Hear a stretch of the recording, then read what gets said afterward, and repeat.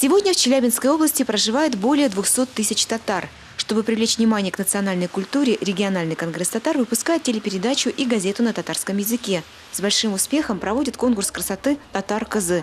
А 3 года назад при поддержке конгресса в Челябинске открылись бесплатные курсы по изучению татарского языка.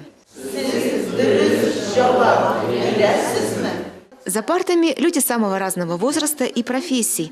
Невзирая на разный уровень подготовки, возраст и способности курсантов, заслуженный учитель Татарстана Сания Шевченко находит подход к каждому.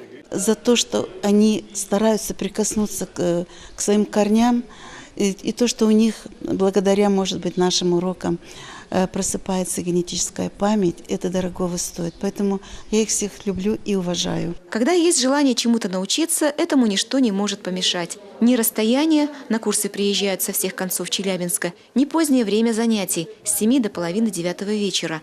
Тем более возраст не помеха, чтобы выучить родной язык.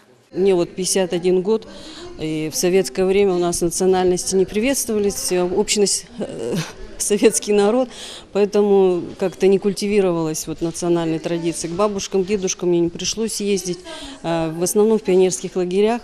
И тянулась как бы вот узнать свою культуру. И вот когда увидела, что есть такие курсы при конгрессе татар, я обратилась, вот позвонила по телефону, на УТВ увидела объявление, позвонила, обратилась и вот начала ходить заниматься.